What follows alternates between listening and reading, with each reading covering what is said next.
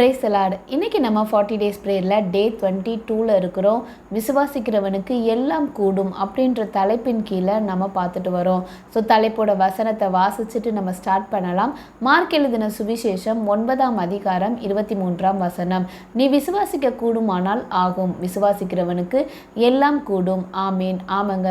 So இன்னைக்கு ஏசப்பா செய்த அற்புதங்களில் நம்ம எதை பார்க்க போகிறோம் அப்படின்னா, ஜெப ஆலய தலைவனாகிய எவிருவின் மகள், அவள் மரித்து போனாங்க.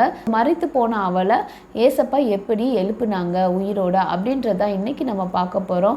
ஸோ இந்த நிகழ்ச்சி வேதத்தில் 3 சுவிசேஷ புத்தகத்தில் இருக்குது. மத்தேயு, மார்க், லூக்கா. ஸோ இந்த 3 சுவிசேஷ புத்தகத்தில் இருக்குது. மத்தேயுல 9ஆம் அதிகாரம் 18ஆம் வசனம், அப்புறம் 23லேருந்து 26 வரைக்கும் இருக்குது. மார்க்கில் 5ஆம் அதிகாரம் 22 முதல் 24, அப்புறம் 35லேருந்து 43 வரைக்கும். லூக்கா எழுதின சுவிசேஷத்தில் 8ஆம் அதிகாரத்தில் 40 முதல் 42 வரைக்கும், அப்புறம் 49லேருந்து 56 வரைக்கும் இருக்கும். ஸோ இங்கே உங்களுக்கு ஒரு கேப் பார்த்துருப்பீங்க. ஒரு வசனத்துக்கு அடுத்து கொஞ்சம் கேப் இருக்குது, அதுக்கடுத்து தொடருது. ஏன் அப்படின்னா, இந்த எவிரோட மகள் மரண அவஸ்தையில் இருந்தா. ஸோ அதனால் இயேசுப்பா பற்றி கேள்விப்பட்ட இந்த ஜெபாலய தலைவன் இயேசுவின் இடத்துல போகிறாங்க. போய் பாதத்தில் பணிந்து கொள்கிறாங்க. பாதத்தில் பணிந்து கொண்டு இயேசுவின் இடத்துல என்ன கேட்குறாங்கன்னா, என்னோட குமாரத்தி மரண அவஸ்தைப்படுகிறா, நீங்கள் அவ மேலே கை வச்சிங்க அப்படின்னா அவள் சொஸ்தமாவா அப்படின்றது இது பண்ணுறாங்க. இது மத்தேயு எழுதின சுவிசேஷத்தில் ஃபஸ்ட்டு மகள் மறிச்சிட்டாங்க, நீங்கள் கை வச்சா அவள் பிழைப்பா அப்படின்னு இருக்கும். ஆனால் மார்க்லையும் லூக்காலையும் மரண அவஸ்தையாக இருக்கா, இன்னும் சாகலை. ஸோ மரண அவஸ்தையாக இருக்கா, நீங்கள் கை வச்சிங்க அப்படின்னா கண்டிப்பாக என்னோட பொண்ணு குணமாவா அப்படின்னு சொல்லிட்டு ஏசப்பாவிட்ட கேட்குறாங்க. உடனே ஏசப்பாவும் என்ன பண்ணுறாங்கன்னா, அந்த ஜெபாலய தலைவனோட எவிரு அவனோட கூட போகிறாங்க. ஸோ கூட போகும்போது என்ன நடந்துச்சு அப்படின்னா, ஒரு கேப், வசனத்தில் கேப் இருக்கு இல்லையா, இந்த கேப் என்ன இருந்துச்சு அப்படின்னா, அங்கே பெரும்பாடு உள்ள ஸ்திரீ வருவாங்க. நேற்றைய தினத்தில் நம்ம பார்த்தோம். அந்த பெரும்பாடு ஸ்திரீக்கு சுகம் கிடைத்தது. அதுக்கப்புறம் எவிரோட மகளை சந்திக்கிறதுக்கு இயேசு போகிறாரு. ஸோ போகிற வழியிலே என்ன ஆகுது அப்படின்னா, எவிரோட மகள் இறந்து போகிறா. ஸோ அவங்க வீட்டில் இருக்கிறவங்களாம் எவிர்கிட்ட சொல்கிறாங்க, இந்த மாதிரி உன்னுடைய குமாரத்தி இறந்து போயிட்டா, ஏன் நீ போதகரை வருத்தப்படுத்துகிற அப்படின்னு சொல்கிறாங்க. இதை கேட்ட உடனேயே ஏசப்பா அந்த ஜெபாலய தலைவன்கிட்ட சொல்கிறார். என்ன சொல்கிறார் அப்படின்னா, பயப்படாத, விசுவாசம் உள்ளவனா இரு அப்படின்னு மார்க்கில் சொல்கிறாங்க. லூக்காவில் சொல்கிறாங்க, பயப்படாதே, நீ விசுவாசம் உள்ளவனா இரு, அப்பொழுது உன் மகள் ரட்சிக்கப்படுவாள் அப்படின்னு இருக்குது. ஸோ நீ விசுவாசமாக இரு, கண்டிப்பாக உன்னோட மகள் ரட்சிக்கப்படுவாள் அப்படின்னு சொல்லிட்டு அங்கே என்ன பண்ணுறாங்க அப்படின்னா, எவிரோட வீட்டுக்கு போகிறாங்க. போகும்போது அங்கே சாமி வீட்டில் இருக்கிற அந்த தாரை இதெல்லாம் அவங்க ஊதிட்டு இருக்கிறாங்க. அதை பார்த்துட்டு ஏசப்பா சொல்கிறாங்க, என்ன பண்ணிட்டு இருக்கீங்க, அவன் இன்னும் மறிக்கலை அப்படின்னு சொன்ன உடனே அங்கே எல்லாரும் இயேசுவை பார்த்து சிரிக்கிறாங்க. பிள்ளை செத்து போச்சு, நீங்கள் என்ன மறிக்கலைன்னு சொல்லிட்டு அங்கே சிரிக்கிறாங்க. உடனே அங்கே இருக்கிற ஜனங்களை ஏசப்பா என்ன பண்ணுறாருன்னா துரத்தி விடுறாரு. ஸோ துரத்தி விட்டுட்டு அங்கே என்ன பண்ணுறாங்க அப்படின்னா, எவிரோட பிள்ளைகிட்ட போகிறாங்க. போயிட்டு தாய், தகப்பன், அதுக்கடுத்து தன்னோட சீஷர்கள், ஸோ பேதுரு, யாக்கோபு, யோபான், இவங்க 3 பேர் மட்டும்தான் இருக்கிறாங்க அந்த ரூமில். வேறு யாரையும் அனுமதிக்கப்படலை.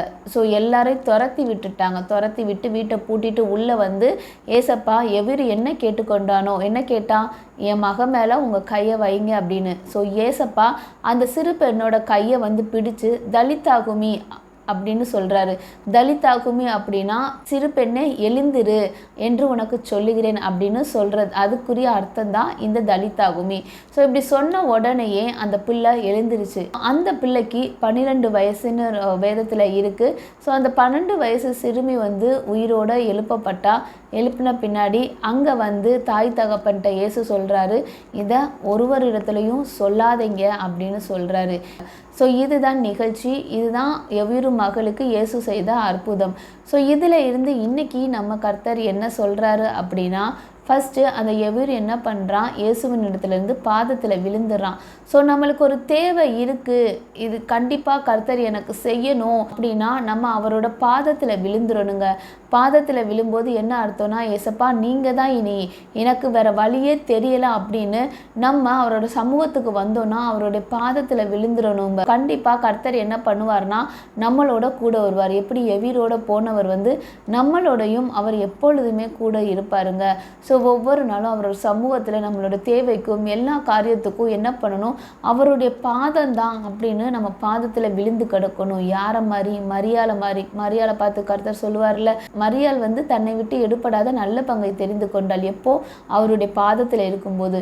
ஸோ எப்போவும் நம்மளும் அவருடைய சமூகத்தில் அவருடைய பாதத்திலேயே தாங்க இருக்கணும். அப்பொழுது நம்மளுடைய காரியம் கைகூடி வரும், நம்ம விசுவாசிக்கிற காரியம் நடக்கும். ஸோ இரண்டாவது காரியம் என்ன அப்படின்னா, எவீரு என்ன கேட்டான், அவன் கேட்டபடி, அவன் விசுவாசத்தின்படி அவனுக்கு கொடுக்கப்பட்டது. என்ன சொன்னாங்க, என் கூட வீட்டுக்கு வாங்க, என் பிள்ளை மேலே கை வைங்க, அப்பொழுது அவள் பிழைப்பா. அதே போல் தான் ஏசப்பா வந்தார். மரித்து போனவளையும் என்ன பண்ணுறாங்கன்னா மேலே கை வைக்கிறாரு. கை வச்ச உடனே என்ன ஆகுது, அந்த பிள்ளை எழுந்திருக்குது. எப்படி விசுவாசிக்கிறீங்களோ அப்படியே கர்த்தர் உங்களுக்கு செய்வார். ஸோ உங்கள் காரியம், ஏசப்பா இந்த மாதிரி எனக்கு நீங்கள் செய்யுங்க அப்படின்னு சொல்லும்போது கர்த்தர் அதே மாதிரி செய்ய அவர் வல்லமையுள்ள தேவனாக இருக்கிறார்.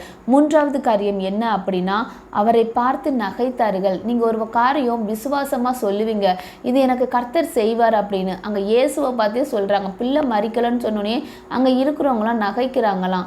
ஸோ அப்படி கேலி கிண்டல் பேசுவாங்க. உங்களோட விசுவாசத்தை குறித்து இயேசு எனக்கு செய்வார் அப்படின்னா, இல்லை இந்த காரியம் நடக்கவே நடக்காது, நீ என்ன இப்படி சொல்கிறேன்னு சொல்லிட்டு நம்மளை கேலி கிண்டல் பண்ணுவாங்க. ஸோ அப்படி கேலி கிண்டல் பண்ணுறவங்களை என்ன பண்ணணுமா, அடுத்து ஏசப்பா சொல்கிறாரு, ஜனங்களை அங்கேருந்து துரத்தி விட்டாங்களாம். ஸோ சில காரியத்தில் அவிசுவாசமுள்ள நபர்கள்ட்டேருந்து நம்ம கொஞ்சம் விலகியே இருக்கணுங்க. ஏன் அப்படின்னா நம்மளுடைய விசுவாசத்தை குறைய பண்ணுங்க. ஸோ அதனால அங்கே ஏசப்பா ஜனங்களை துரத்தி விட்ட மாதிரி நம்ம அவிசுவாசமுள்ள நபர்கள்ட்டேருந்து விலகி இருக்கணும், அவங்களிடத்துல ஜாக்கிரதையாக இருக்கணும். அப்போ தான் நம்மளுக்கு நடக்க வேண்டிய காரியங்கள் நம்மளுக்கு கைகூடி வருங்க. ஸோ இதுதான் மூன்றாவது காரியம். நான்காவது காரியம் என்ன அப்படின்னா, பயப்படாதே விசுவாசம் உள்ளவனாக இரு, அப்பொழுது உன் மகள் ரட்சிக்கப்படுவாள்னு இருக்குது. ஸோ நம்ம பயப்படாமல் கர்த்தரை விசுவாசித்தோம் அப்படின்னா கண்டிப்பாக நம்மளுடைய குடும்பம் ரட்சிக்கப்படுங்க. ஸோ இந்த வருஷத்தில் நம்ம 40 நாள் ஜெபத்தில் பண்ணிட்டு இருக்கோம். யார் யார் வீட்டில் ரட்சிக்கப்படலையோ நம்ம ஊக்கமாக ஜெபிப்போம். கண்டிப்பாக வீட்டில் உள்ள நபர்களை ரட்சிக்கப்பட செய்வாருங்க.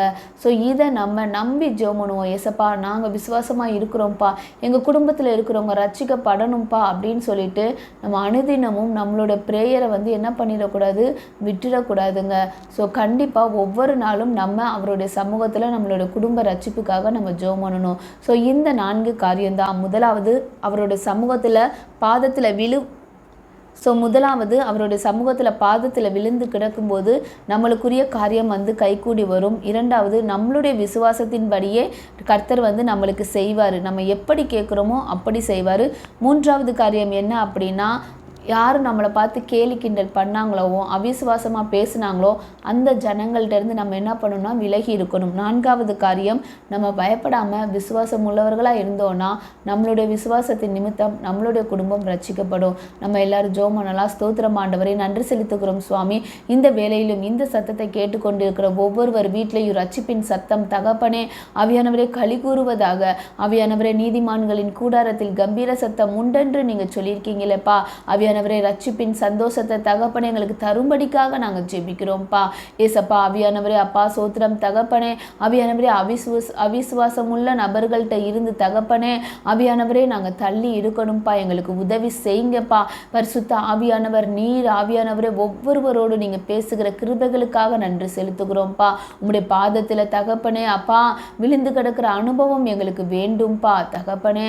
நீங்கள் அப்படி செய்ய போகிற கிருபைகளுக்காக நன்றி செலுத்துகிறோம். ஒவ்வொருவரோட வேண்டுதலும் நீர் ஆம் என்றும் ஆமேன் என்றும் செய்து முடிக்க போகிற கிருபைகளுக்காக நன்றி செலுத்துகிறோம். கூட இருங்க, வழி நடத்துங்க. இயேசுவின் நாமத்தில் ஜெபிக்கிறோம் ஜீவனுள்ள நல்ல பிதாவே, ஆமேன். God bless you. Jesus loves you.